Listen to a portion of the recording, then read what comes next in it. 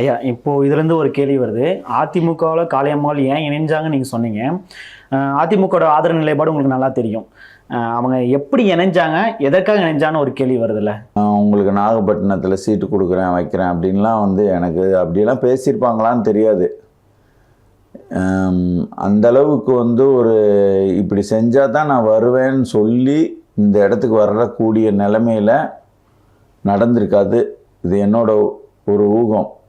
ஏன்னு கேட்டால் இன்னொன்று சொல்லியிருக்காங்க, நான் ஏற்கனவே நாம் தமிழருக்கு வர்றதுக்கு முன்னாடி அதில் ஒரு மாவட்ட பொறுப்பில் ஏதோ ஒரு பொறுப்பில் இருந்ததாக சொல்கிறாங்க. அந்த மாதிரி அதிமுகன்றது எங்களுக்கு பழைய கட்சி, அதில் திருப்பி நான் போகிறேன் நான் அப்படின்றது ஒரு விஷயம்.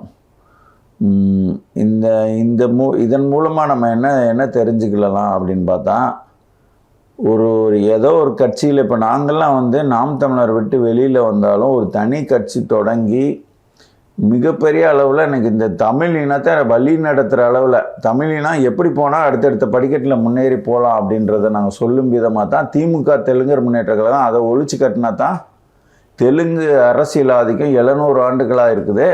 அதை ஒழிச்சு கட்டினா மட்டும்தான் நாம் அடுத்த படிக்க போக முடியும்னு நாங்கள் இனத்தை வழி நடத்துகிற இடத்துக்கு நாங்கள் போயிட்டோம்.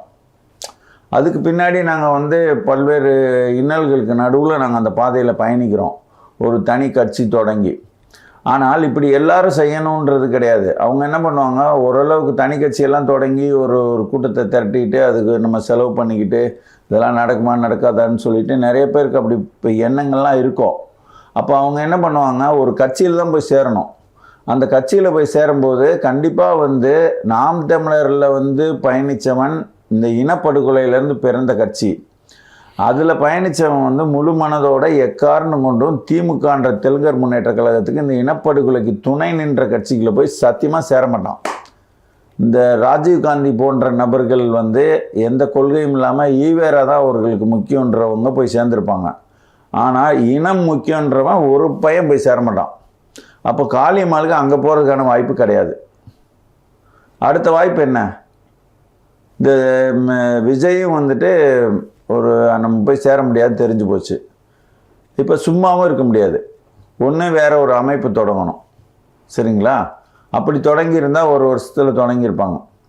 அப்போ அவங்களுக்கான ஒரே ஒரு வாய்ப்பு, நல்ல வாய்ப்பு, எல்லாரும் ஏற்றுக்கொள்ளக்கூடிய வாய்ப்பு, தமிழ் தேசியவாதிகளும் எங்களை போன்ற தமிழ் தேசியவாதிகள் வரவேற்கக்கூடிய ஒரு வாய்ப்பு அதிமுகவுக்கு போகிறது மட்டும்தான்.